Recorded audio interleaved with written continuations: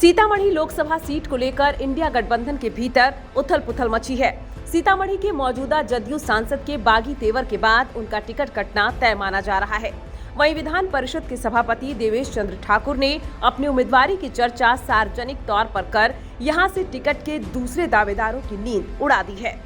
देवेश चंद्र ठाकुर इसी इलाके से आते हैं और फिलहाल जदयू से विधान परिषद के सदस्य हैं। दूसरी ओर उनकी ही पार्टी के दर्जन भर नेता सीतामढ़ी सीट से किसी पिछड़ा नेता को उम्मीदवार बनाने की वकालत कर रहे हैं। इंडिया गठबंधन के प्रमुख घटक दल राजद की भी सीतामढ़ी की सीट पर नजर है। पिछले कई चुनावों में राजद यहां मुख्य मुकाबले में रहा है। सीतामढ़ी का तीसरा कोण एनडीए से उभर रहा है। भाजपा और उसके सहयोगी दलों की सूची में भी सीतामढ़ी की सीट प्राथमिकता सूची में सबसे ऊपर है। सीतामढ़ी में यदि भाजपा लड़ी तो यहां केंद्र सरकार के एक मौजूदा मंत्री को उम्मीदवार बनाए जाने की चर्चा है। दूसरी ओर 2014 की तरह एनडीए में आए उपेंद्र कुशवाहा की पार्टी की भी सीतामढ़ी पर नजर है। 2014 के आम चुनाव में सीतामढ़ी सीट से एनडीए के भीतर उपेंद्र कुशवाहा की पार्टी के उम्मीदवार रामकुमार शर्मा चुनाव मैदान में आए थे।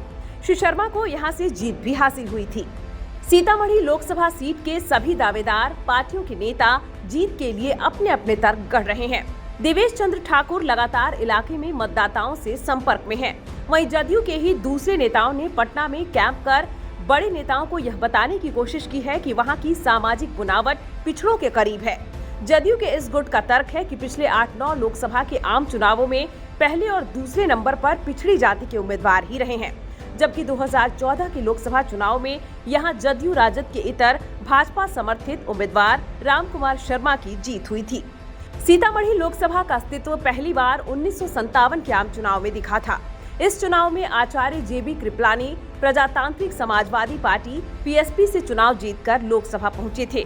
बाद के दिनों से यहां से बलिराम भगत और हुकुमदेव नारायण यादव, नवल किशोर राय, सीताराम यादव एवं अर्जुन राय भी सांसद निर्वाचित हुए।